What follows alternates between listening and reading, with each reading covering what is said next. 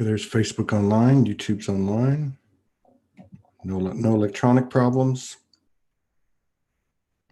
Things must be leveling off because the Greenshields are here. All right.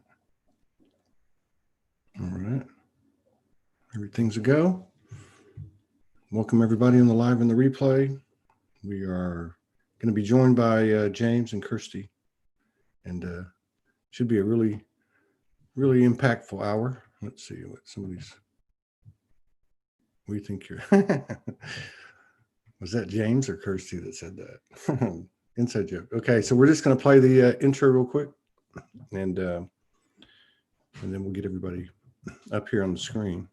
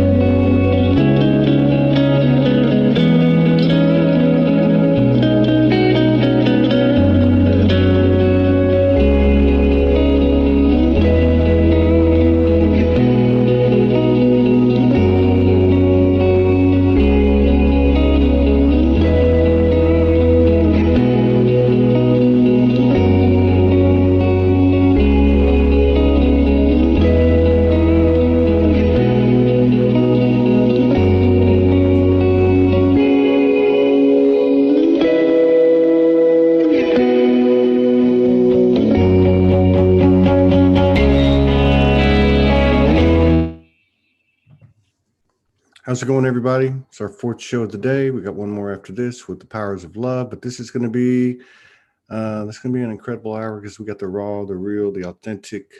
Greenshields are in the house. James said it first. But okay, they're making jokes on the Zoom room chat. Okay, here we go. There we go. Whew, I'm burning up. I'm getting hot flashes. Here they come. Whew. What's going on, people? Oh, you're muted. You're muted. I think there you go. What's happening? What's happening with y'all? I didn't know. I didn't. The easiest. What's that? A lot is the easiest way to answer that. Yeah, I know, man. Like every time you get to take a breath, like I just feeling pretty good, and then all of a sudden I'm getting these hot flashes. I'm sweating like a dog. I don't know what's going on. Yeah, it's pretty wild, isn't it? Morgan's like, hey, at 8:08, we got to get some couples on there. I'm like, all right. But yeah, it's been a good day. I didn't realize that you guys were old friends with Sandra and Alan. I guess that's how we found you. Now that I think about it. Yeah. Yeah, they contacted us 4 years. It was about over 4 years ago, 4 or 5 years ago. And I think that they connected with James first. And then all of a sudden, out of the blue, I got this message from Sandra. I didn't even know her. We weren't like Facebook friends or anything. And she just said, "Are you and your husband twin flames?" And I'm like, "Who is this?" Yeah, who is this? That would be Sandra. Just very upfront. Yeah. And I'd heard Alan speak on a video probably only a couple of months beforehand, and he has this epic voice. I know he does. For me, yeah, it puts me into a trance. So we love those two. They're pretty epic. He's got like a real radio disc jockey voice. Yeah, he really does. They were the first show I ever did, ever. Yeah, that's it. Oh yeah. Wow, really? Mm-hmm. Yeah, they asked me to come on like 3 years ago. That was before Morgan came the first time, so I was still pretty wild. And yeah, we had an interesting show. I don't think they would have ever called me back had I not hooked up with Morgan. Yeah, I was pretty much all over the place. But you know how it is when you first do a show, you just get excited, and you're scattered. Yeah. Plus I was, medicating a little bit too, I'm sure. So yeah, what's going on? You sent me a message and you're like, now you guys, what's the name of the place that y'all live in? Mullumbimby. We live in Mullumbimby. Mullumbimby. I was trying to tell somebody like they were in Australia near Melbourne. I said, I got my friends that live there in Mullumbimby or something. I was like, do you know what that means? And they're like, no. Just say Byron Bay. It's easier. Byron Bay. Yeah. So, and you were saying that, well, of course, people, the reason it came up is because people were talking about Melbourne. They were, Morgan showed me a news report or read it to me about how they were considering going to stage 5, which was just like crazy because she had read stage 4 to me. I'm like, what? And how many cases have they had? Like 136 in that whole area, that whole, whatever it is, province or state. And and then you wrote a note and said, because like when I was talking to you, I mean, the things were just going like all over the place. I'm sure you guys know. And then you're like, yeah, man, people are like starting to get a little bit tense over there. It's kind of the impression I got. They are.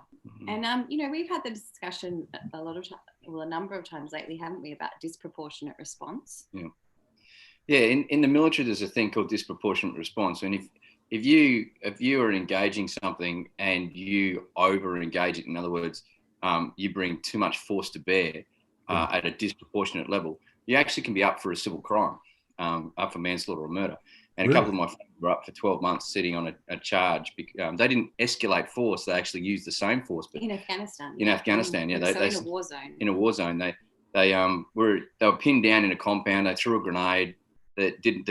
The grenade didn't suppress the fire, so they threw another grenade. And when they cleared through, they unfortunately found a woman and a child that were dead because of the grenade. And they were on charge for 12 months.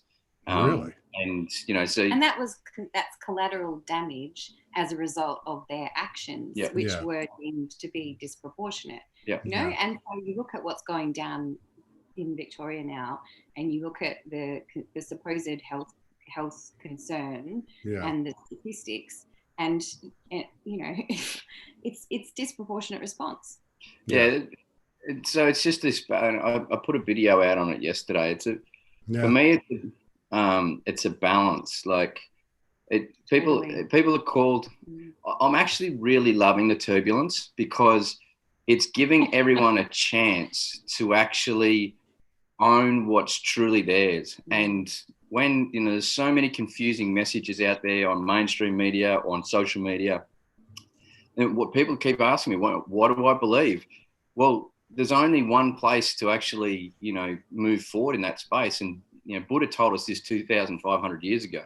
Don't believe a single word I say to be true unless I know it true in my own heart space or your own heart space. And he's an enlightened being. So, if he's saying that, there's something to it. But the journey that we've been on and the journey we help people with is people have forgotten how to listen to themselves particularly. So they need, and what did Eric Fromm in that amazing book, Escape from Freedom, say? He wrote it in 1941 upon the rise of fascism. And he said, the further a person gets away from their source, the more they will fight to have their freedom taken from them. Yeah. It's such a pivotal statement. And it's happening more and more now in society. And it's calling us, if we choose to come home. And that's what, my journey or our journey of post-traumatic stress recovery, I call our journey home, and particularly my journey home to understanding who I am so I can be that soul-centered sovereign being. Yeah. Yeah, that was a powerful video you did, by the way. Yeah. That was very powerful. Yesterday morning, and James and I weren't together yesterday morning. He was actually across the border in Queensland. We can't get into Queensland now, so he got back just in time. But I sent him a message and I said, I think it would be a really great time for you to tell the story about when you were in Iraq and did the grandfather test, because it was, before he left for Iraq, we had so many arguments because, I said to him, this is not a real war. This has all been orchestrated. And I was, there was a lot of anger between us for many reasons, but that was just one of them. And then, when he woke up, when he was over there and he had that moment of, right, I can't use ignorance as an excuse anymore. Like, I've realized what's going on. Yeah. What am I going to do? What am I going to tell my grandkids? And, that's because there are so many people that are quickly like waking up now, because the hologram is disintegrating so quickly. And what do you do when you wake up? Do you just keep doing things as normal out of fear, or do you sit down and go, right, who am I? What's important to me? And what am I going to do? What am I going to tell my kids? What am I going to tell my grandkids? How am I going to show my children how to live? Yeah. Time to walk the talk. Absolutely. Yeah, exactly. It really is. Yeah. Yeah, for everybody. Yeah. And God, I'm trying to think of what, Martin McNichol put out an incredible post about 24 hours ago. I think that one. He's got that big picture of Trump with the gold around him. Yeah, I really resonate with that. Oh yeah, I saw your comment on there. Yeah, I don't know what happened, but I had some stuff going on, and then I just happened to turn on the phone or the laptop to post, and I saw it, and I wrote a comment. It was the first one. I thought, wow, and I looked at it. He had just put it out, but I really liked the way that he explained everything, and there was no judgment. He was just like, hey, here's where I'm coming from. Here's my story. This is what we have in common. And the part that caught my attention was, I think there a lot of it did, but the part that really stuck out for me was where it said, I see people that are connecting and channeling, and their channels are basically polarized. They're basically saying so-and-so's bad and so-and-so's good. And I thought, wow, that's actually something to think about, because I know when I woke up and I had a lot of exchanges in what I consider, to be like the fourth dimension, I guess, the astral plane. And I realized that some of these energies and entities that I was, engaging with, they're egoic. They had agendas. They were not aligned. And I was like, oh, okay. So it doesn't just apply. The discernment doesn't just apply here. It applies what comes in, whether it's physical or non-physical. But I thought it was a good, and again, I shared it and I said, yeah, it's time to walk the talk. That's really what it gets down to.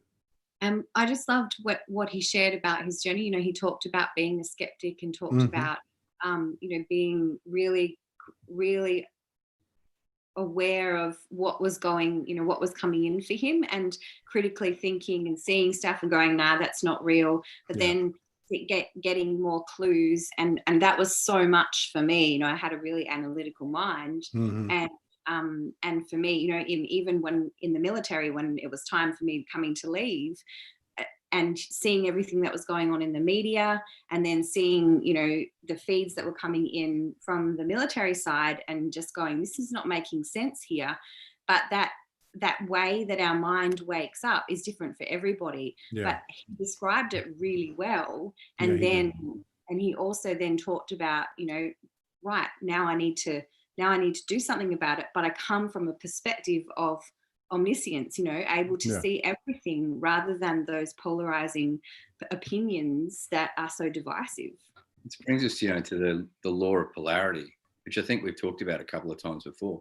I mean, the point, one has to own both sides of the pendulum before one can observe the whole issue, and then a level of forgiveness occurs to transcend the actual polarizing fight. We're working with this amazing woman in our master's program, and she's woken up a few years ago, but her journey's been on her own, and her healing's quite violent, very somatically violent. And my point to her the other day was, is it time to let go of the violent pole and realize healing can happen in stillness? And when one allows that to settle in and comes to the stillness pole, then balance can be actually attained through the leveling out of the energy. I don't have to remain at one pole. And for us, that was actually the case for you as well, wasn't it? You thought it had to be all bells and whistles and big, Hollywood extravaganza, and that was my ego. It was, I thought the first thing I said to the person that was helping me wake up was, this thing called an ego, I need to fight it, I need to slaughter it. And I had a whole military strategy to do it.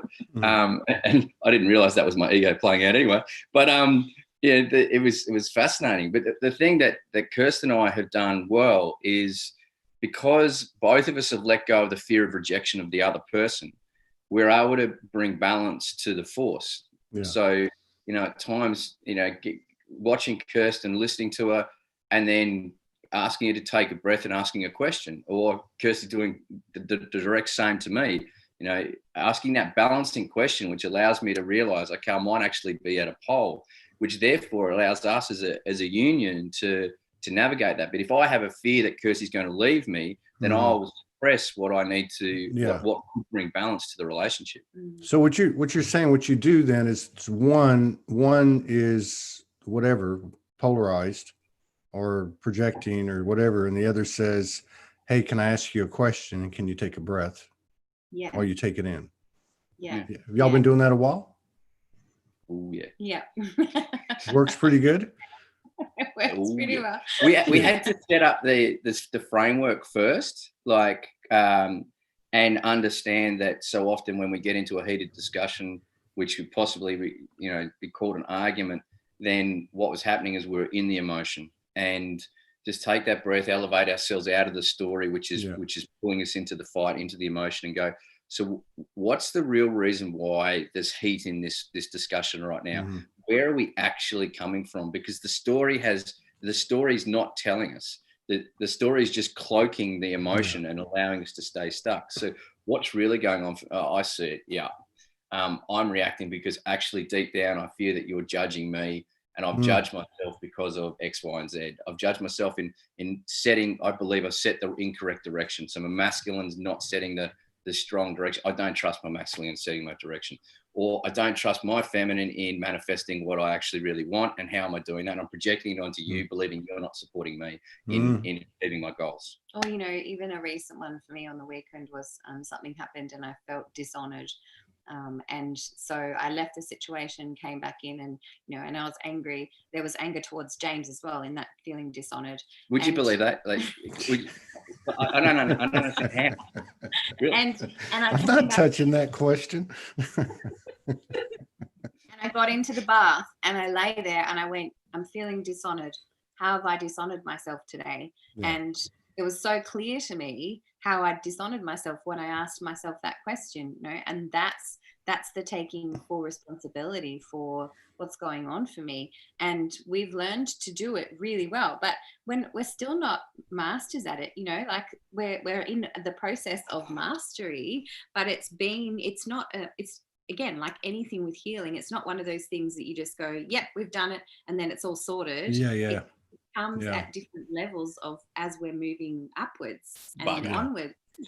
I think that's one of the things too that I've noticed recently. I got a message and I posted it and I spoke it or read it on one of the shows last week.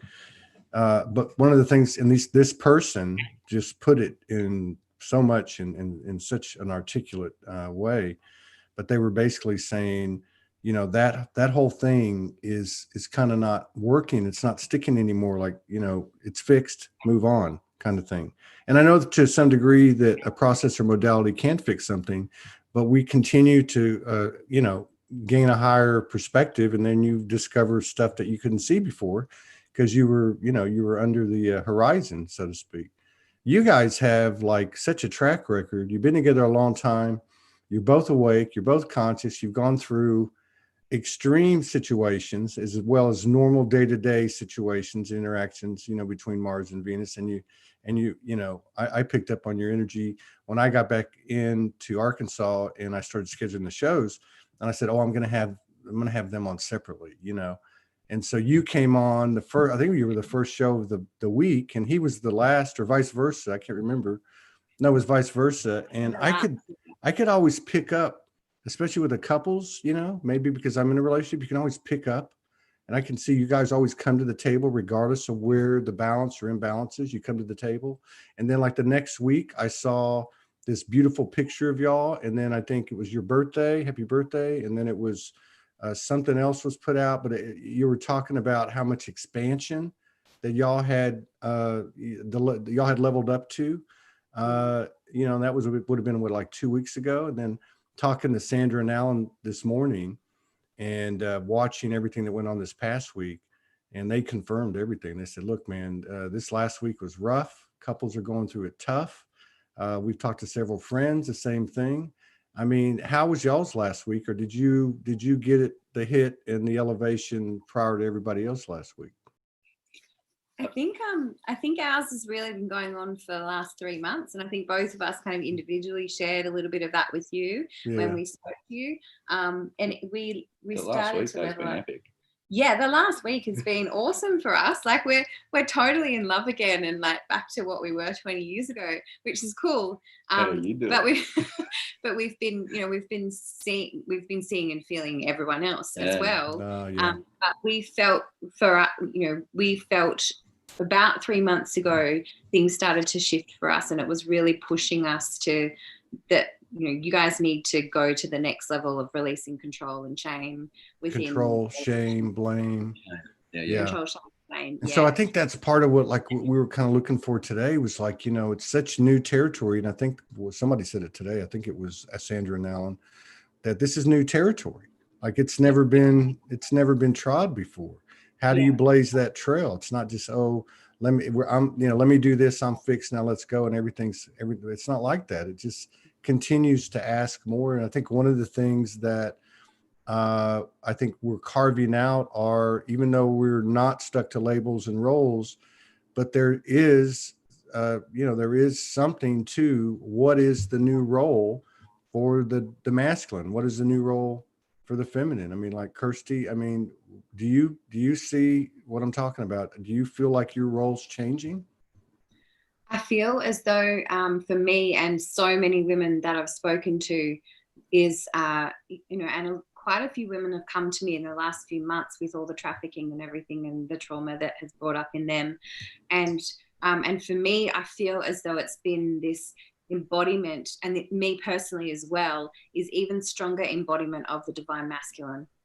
And that need to be so strong on what's okay with me and what's not okay with me, and that brings me into that really space of strength. And so the masculine creates the structure and holds the space, and then the feminine is able to move freely within that structure. And for me, that's where I feel that this process has brought me to personally. And that's what I've been sharing with so many other people. It gives us, now that I've embodied, I feel like my voice is stronger. I feel like I've got more confidence to share my voice, and I've got no shame around sharing my voice, because I know that it's so true for me. And it's a shift that it's been that knowing has been there for some time, but it's a shift that's come and felt even stronger.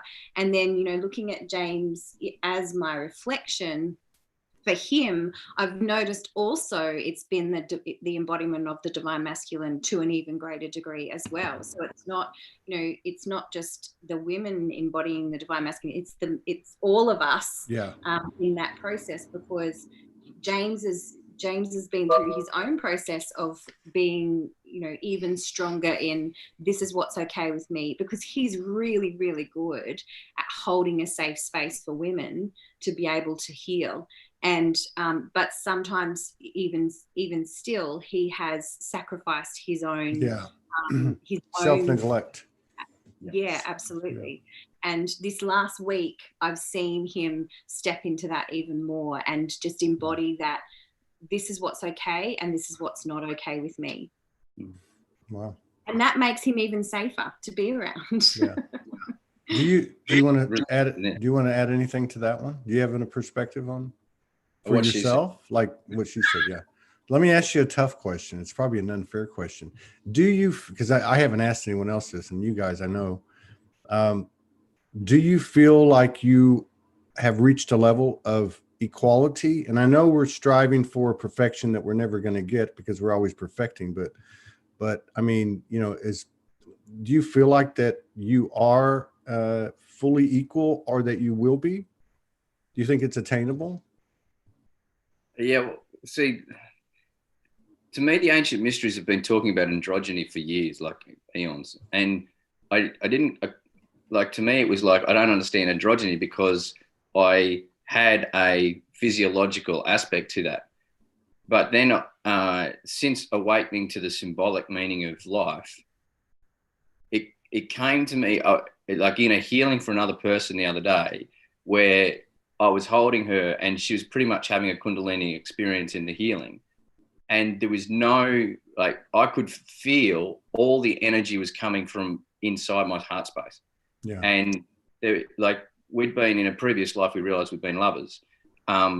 And so a couple of people in the workshop go, so aren't you just meant to go off and shag now? Like, isn't that what happens? No, because it's not about that. It's about an energetic thing, but everything was balanced within me and coming out of me. And I tried to explain, I was really tired that night, and I was heading up to do a young warrior youth bush camp for us the next day. And so I'm trying to explain it to Kirsty, and I didn't do a good job. But it was good that you didn't do a good job, because it took us into a healing process. Yeah, because then Kirsty's mind spiraled. Kirsty went to a healing crisis. So when I got back, I'm in the shower with her, and I'm holding Kirsty, and I just said, feel me. Yeah. Like, feel me. Yeah. Because it had completely changed. I wasn't trying to energetically grab Kirsty anymore. Yeah. It's like I was asking and offering her to come to my place, and she could meet me in that place. It wasn't, and it's like the two of us now create the space. It's not mine completely. It's not Kirsty's completely, but it is completely ours and hers. But it's formed by this energetic bond. It's so strong. Whereas before, I had a need for Kirsty for something, this, that, and the other. And it's completely shifted how I now look at life and how I see our interaction and everything like that. It's completely shifted. And the thing that, for me, which actually catapulted it both into it, was shame. Mm-hmm. And it's like, in that healing, I viewed my father, who was an amazing priest, Vietnam veteran, post-traumatic stress disorder coming out of Vietnam, helped so many people heal to the level that he could. But he held PTSD until his dying day. He died of cancer and heart disease and a few other things. And like, the gauntlet he gave me was, take healing to the next level, James. Now, I didn't understand that back then, 17 years ago when he passed. I was still in the military. I thought I'd grieved when we went to the funeral. I had no idea about grief. But the other thing was, I remember my mum saying, never go into a room on your own with a woman. And I've told your father this many times, and he should never do it, and I should always chaperone him or whatever. And the whole thing was based in fear, and that something would happen. And like, we've transcended like the level. It's beyond trust now. It's just come to this place of knowing within each other that we're complete here. So I don't need anything from Kirsty, but at the same time, like, I wake up enjoying the fact that I'm snuggling the woman that I love, and I've chosen like to express my intimate love in this reality. I've chosen, and I keep choosing every day, and I'm honored that Kirsty chooses me. Yeah. Damn. You want to follow that one up? What I was just thinking then was, you said, said it's time to walk the talk. And, we've been everything that James has just said, we've been talking about that for a long time, and we have been living that. But what we've been through in the last 3 months has taken us to an even greater level. And it called us to walk an even stronger level of that androgyny, periscamos, divine union, whatever you want to call it. Yeah. So that together we can be, together our masculine structure is stronger, and therefore our flow is even more beautiful.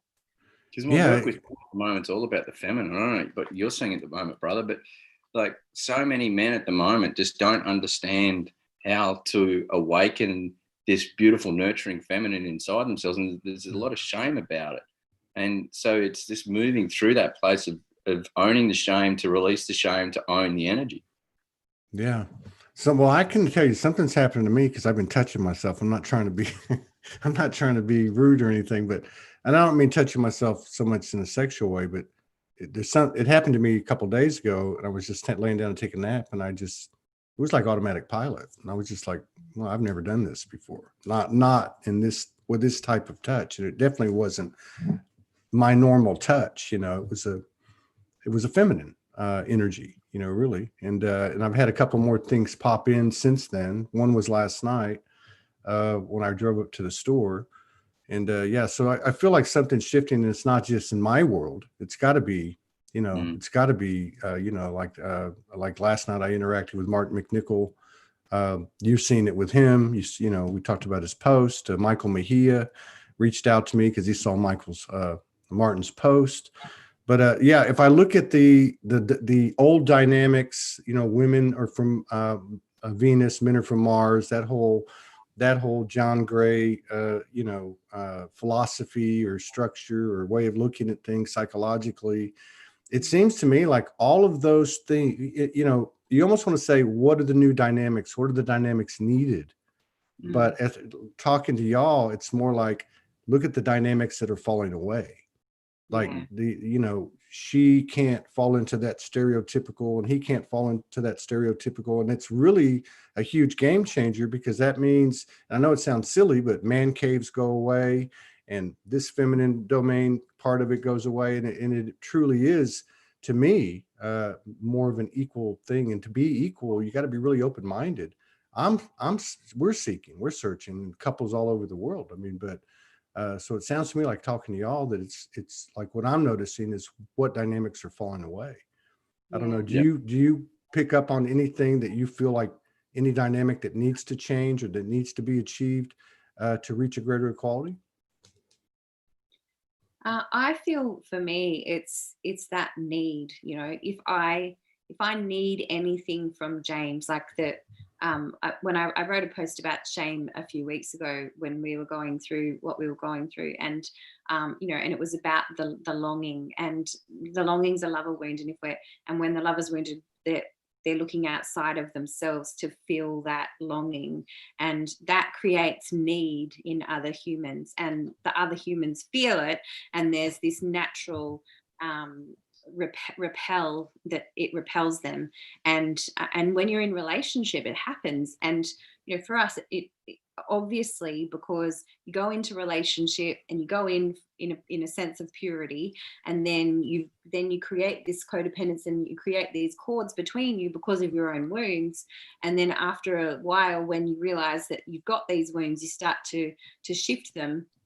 But it's always, for me, it's always been a process of looking, where's that need? And that's not saying, I don't need a man, I can do this all on my own. It's actually, it's realizing that I've got everything I need inside of me. I don't need him to fulfill it, but I actually really love having him fulfill those things for me. I love that he does things for me, and it means that I can receive them so much more freely as well. And it also means that I want to give to him, because I don't feel drained because he's trying to pull my energy away. It's like the chase is over. Like you were talking about, James was talking about, I'll meet you in that space in between. Yeah. Like in the shower, I'll meet you in that space in between, and there's no chase. Yeah, right? Exactly. You don't need the chase anymore because it's so solid.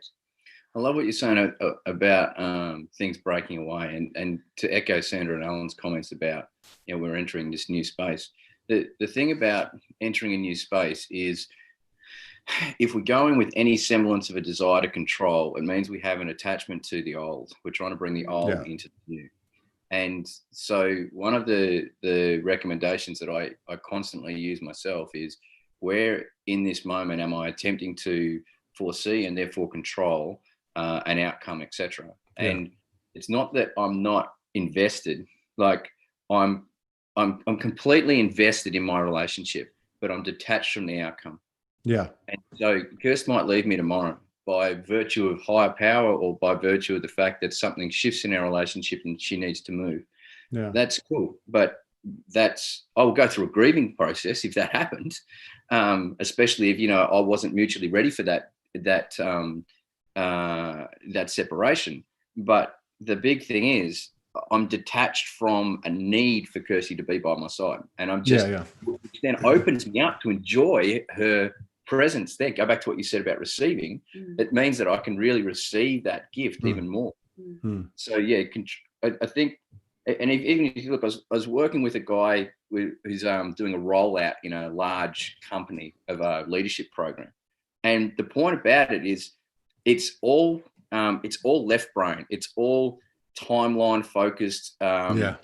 key point objectives, and there's no flexibility for organic transition and morphing.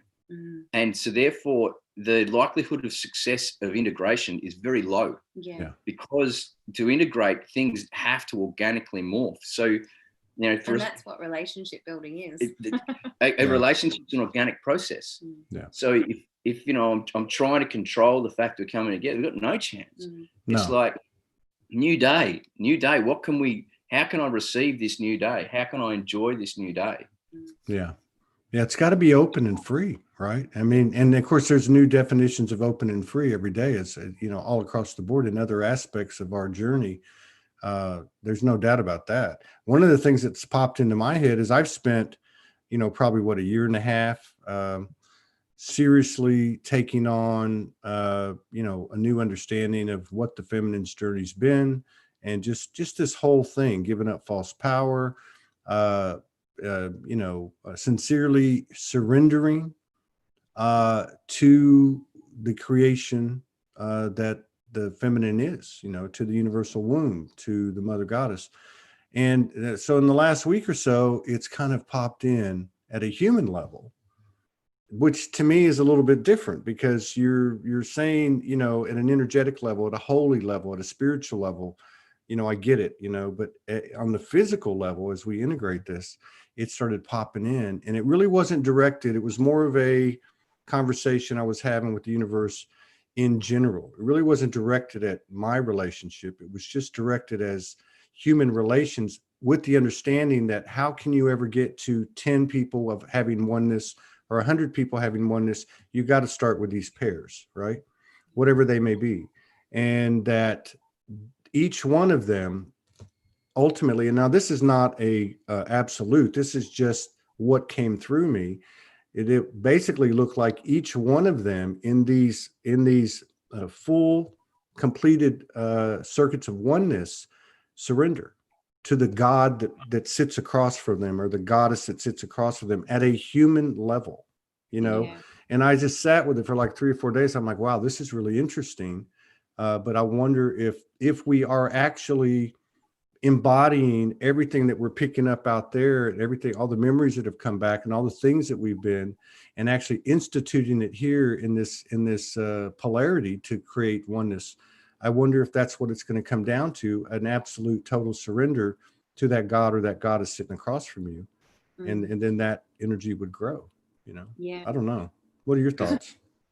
There's an old adage which says we crave freedom, but the closer we become to the divine, the more we know we have no freedom. Yeah, that's a good one. To me, that sums up a lot of what you're saying. I love what you said about surrender. What I see a lot of people doing, and I fell into this trap myself, is believing surrender was actually believing resignation was surrender. Yeah, giving up. If I resign myself to something, I'm going to build resentment, which actually causes turbulence within myself, and I won't be able to receive what the surrender is. Because there's, as you say, you beautifully put it, and I was feeling while you're saying it, it's like you're just completely surrendering and opening to anything and everything. Whereas resignation is like, this is just going to hit me. I just have to put up with the pain. Yeah. And the again, the poles apart. But yeah, it's beautiful what you're saying. And there's so much power in that. But I can't remember what I was just going to say, but I just clocked when you said, I just got to put up with the pain, because in relationship, that's what there's that saying that says you have to compromise to have a successful relationship. And so you know, immediately in that saying, people, it's in our DNA that we believe that, well, we just have to give up our freedoms to another person so that we can have peace. And no, that's actually not true. That's right. No one has to give up their freedoms. In fact, the more that we hold our freedom and we allow, then we have so much more freedom in relation to others. It's actually entrapment within the physical form, as opposed to divine surrender. And it's so challenging for our human to surrender to another human being, isn't it? Like it's really, yes, it is.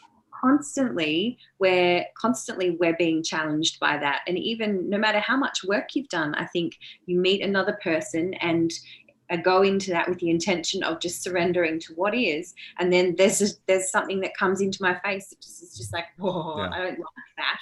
There's resistance there, and so it's breathe, stop, and allow, and but allow in the space of I'm sovereign, I'm free. This is okay with me. This is what's not okay with me.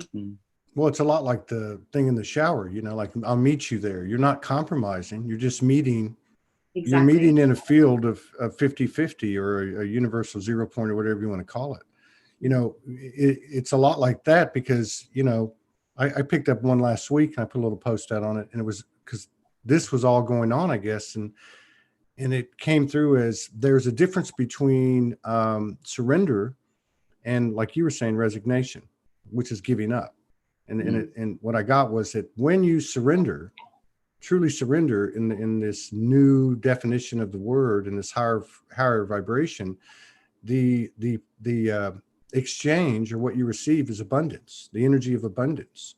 Where if you resign and give up something, you're actually giving your power away. So it's two totally different things. And it even plays into like just our normal relationships where we all came out of, which is, I'm going to go ahead and give this up, but you better not do this back, or you better give me this, in other words, that codependent frequency exchange that was basically the way that we operated everywhere, whether it was completely normalized in that patriarchal frequency, wasn't it? And so now that's why this is a new way, because that frequency doesn't hold anymore. No. The thing, like, the word patriarchy is okay. I've just been triggered. Yeah.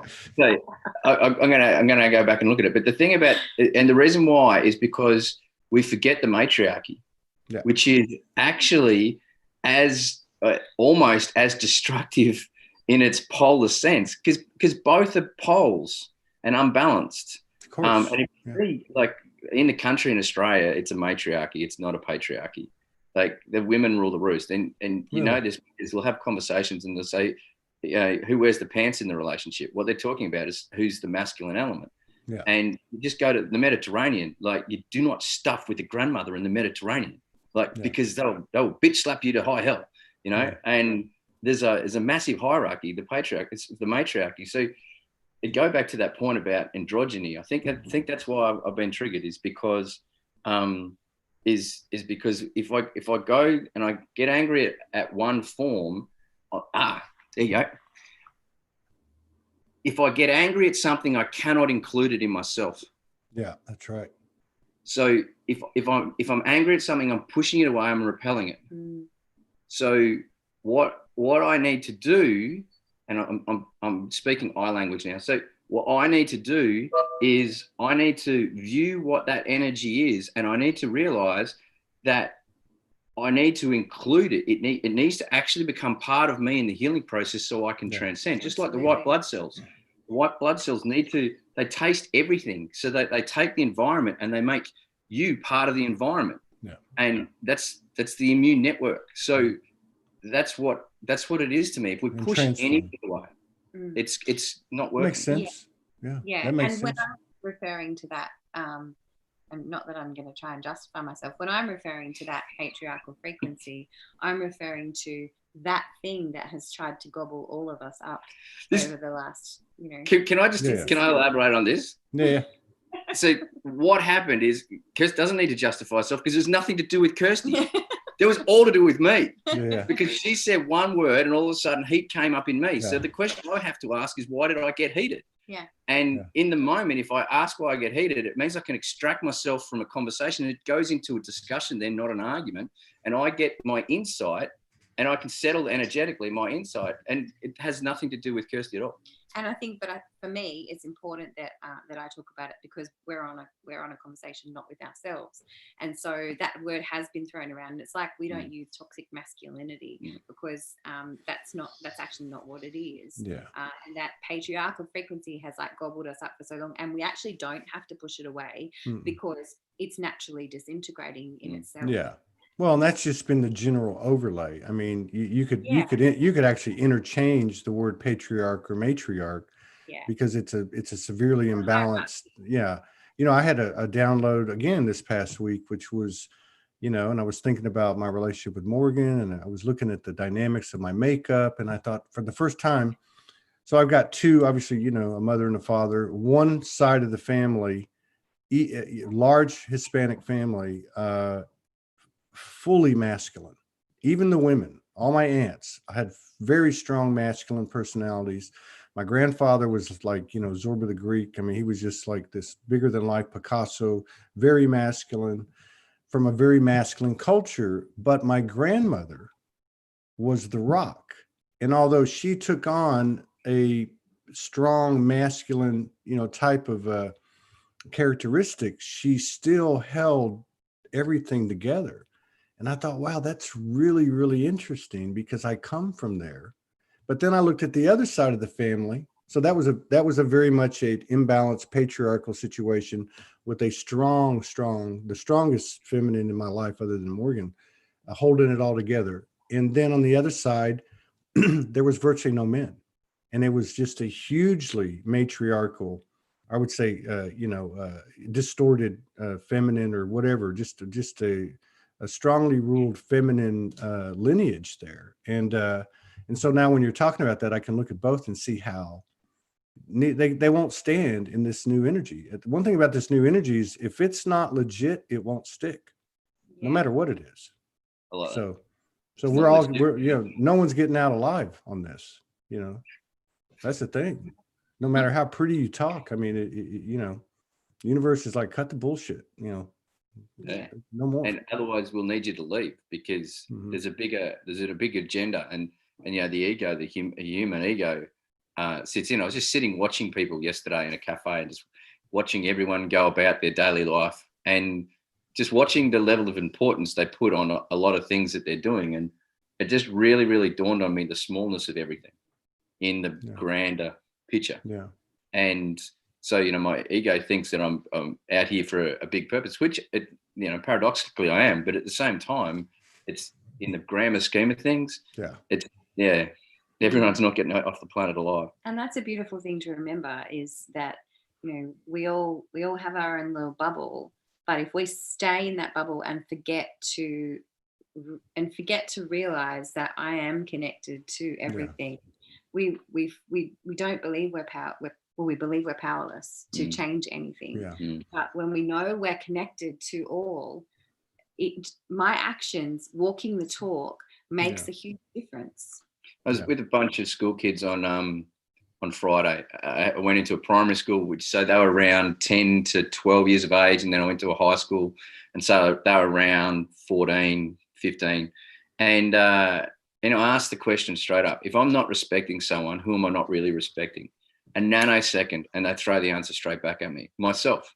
So I asked the question, okay, so what happens 30 years later when you're walking down the street of Kilcoy on the Sunshine Coast where I was? And I said, you ask a 40-year-old that, and what response do they give you? And they immediately said, they just think you're an idiot. And I've gone, so what happens in 30 years? People forget. Yeah. So you guys know it. And actually, I wanted to, when I go into schools and stuff like this, I'm very aware of the institution and how the institution is quite regularly not serving those that it's the people in it are trying to serve. Yeah. And so, I was in the high school, I was talking to some people that have been called troubled children. I love that term. It's so amazing. I was in that category. Yeah, let's just label them even further. And they had this awesome guidance counselor there, and his heart was there. He wore his heart on his sleeve and everything. But these guys, a few of them have been suspended, if not they're, on the precipice of being suspended, so they won't be able to go back to school for a period of time or whatever. And my point to them was, I don't give a rat's ass about suspension. And immediately, as soon as I say that, their eyes light up. What? Who's this guy? Like, what, listen to him? He's like, cool. What's he drinking? I don't care, man. I don't care if you get expelled. I care about you violating your own inner code, and the guilt and shame that goes with that will live long after school is finished. So, by virtue of the fact that you're actually sitting in a place where you've been suspended or on the precipice of expulsion, I'm going to suggest means you've probably got a bit of shame and guilt sitting there because you've pushed back at a system. Yeah. So it was a great conversation to have, but go back to that point about respect. They get it in a nanosecond. And then that it's almost as if they get conditioned out of it.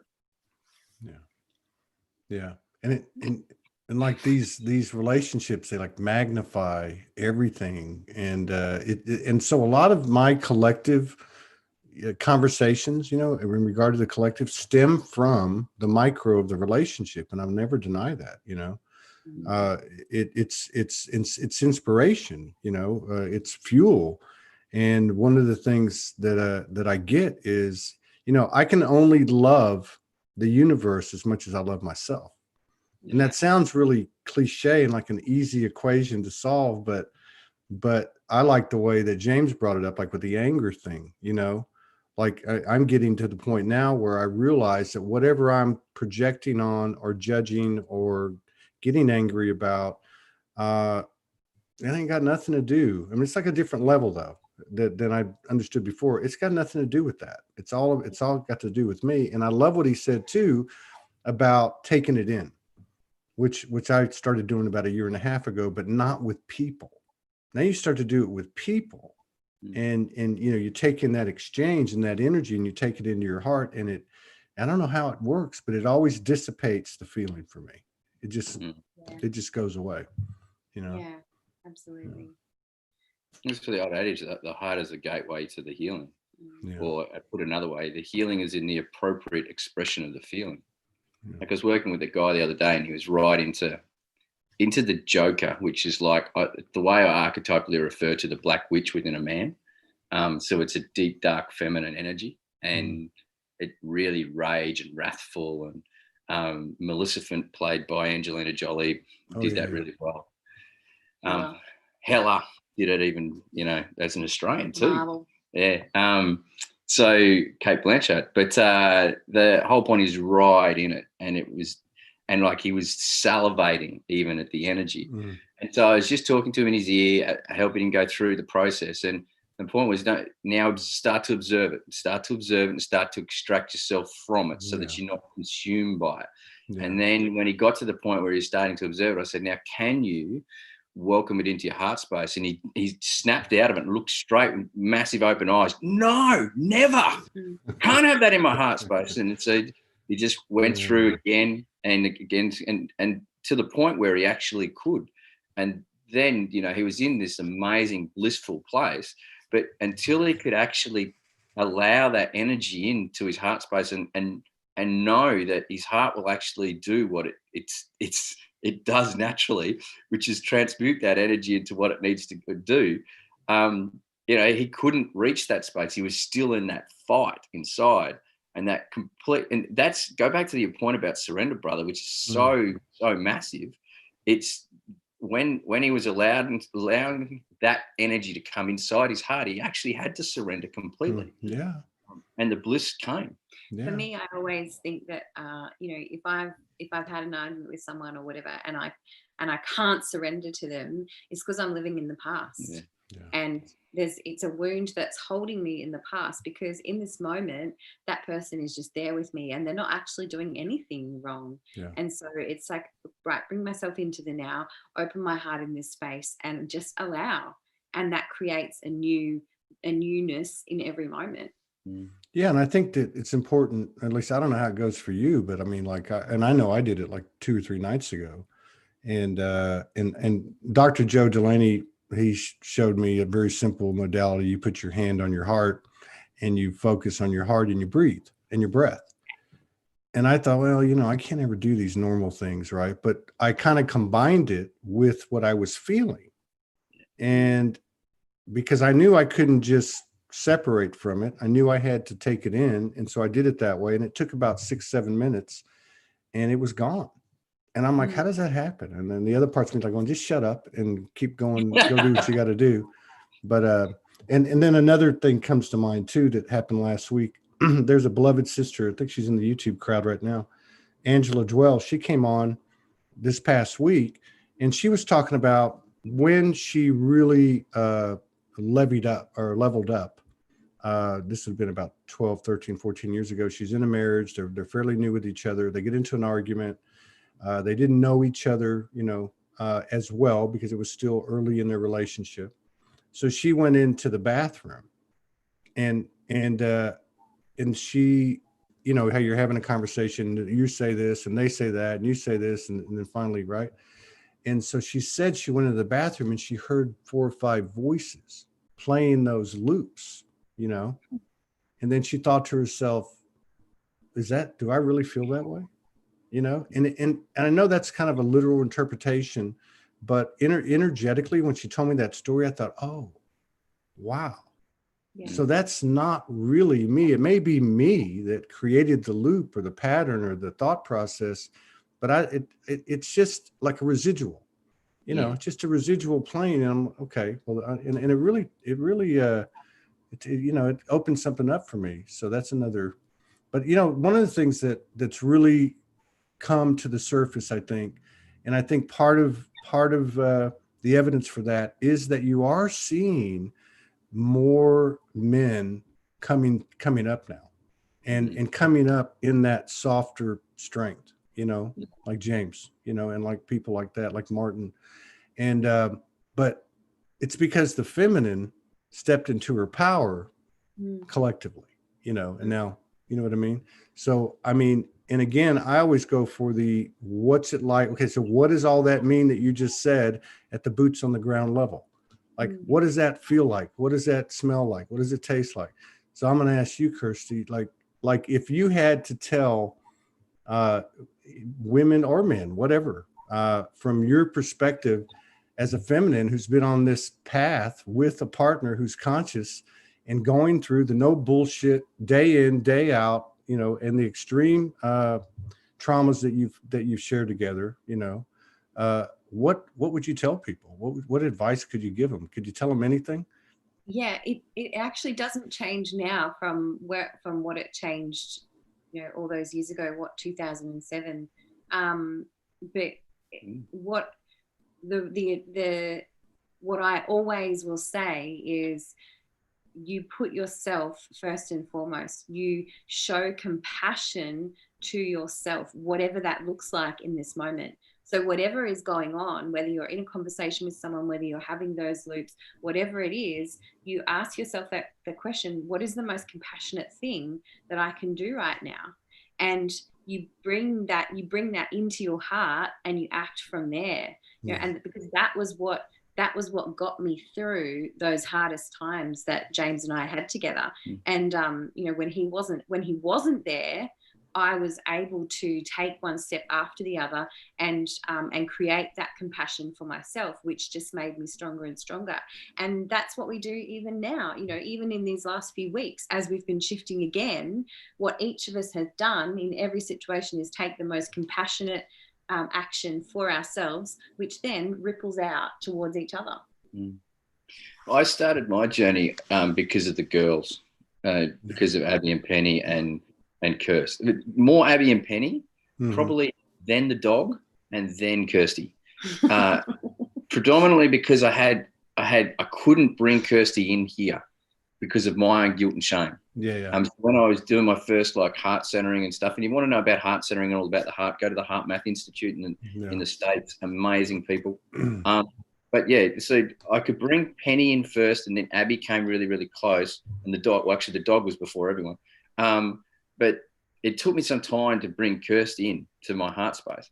So that was a process. So I actually started for everyone else until I came to a point of healing, a tipping point within my healing where I could actually acknowledge myself, and my self-esteem and self-growth had come to a point where I could entertain this concept called self-love. But if you had told me, you know, what you need to do is love yourself beforehand, you would have got one of two things: a broken nose or a big finger. I couldn't bring it, you know.